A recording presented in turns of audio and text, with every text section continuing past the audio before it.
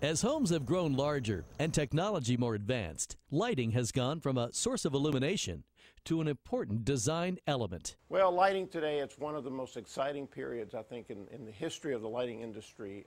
Across the spectrum, there are directions in almost every conceivable way. Which can be as confusing to homeowners as it is exciting.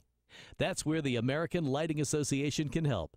The ALA is the trade association representing the lighting industry, from manufacturers to sales representatives to showrooms. The ALA does a very good job of training showrooms, and there is a very elaborate training program that showrooms can involve their personnel in, so that when a consumer goes into an ALA showroom, they typically will be able to work with people who are either lighting specialists or certified lighting consultants, and that will allow them to really penetrate into the issues that need to be asked and to do a very good job on their lighting design. The issues can range from how to determine the size of a chandelier. So let's say that a room is 12 by 12.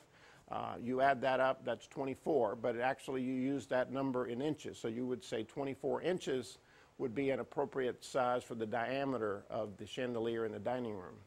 To how to light a room with large windows. At night, if the windows don't have window covering, what you actually see is a reflection of the room. It's almost like a mirror.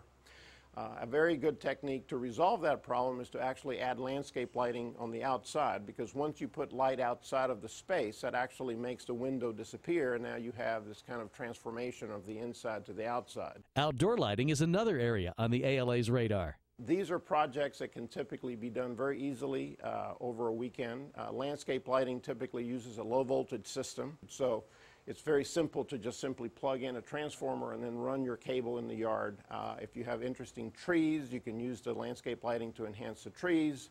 Oftentimes, if the house has interesting textures, brick or stone, it's very good to use a technique called grazing, where you put the landscape lighting very close to the wall and actually aim the light almost parallel to the surface so that you bring out the texture of that space. You can also add path lights for, say, sidewalks, driveways, any place that ideally for both safety and security, you might want to enhance the lighting outside of your house. A good way to get started is to check out the ALA's website, where consumers can find a local showroom or consultant. They can also purchase booklets full of valuable tips on everything from bathroom and kitchen lighting to ceiling fans and energy conservation. What's interesting is that many of these new energy efficient lighting sources are really indistinguishable from the older incandescent sources, so that the consumer can place these sources that are typically 4 times more efficient. So in other words, they would be spending about 75% less on their electric lighting costs compared to a standard incandescent.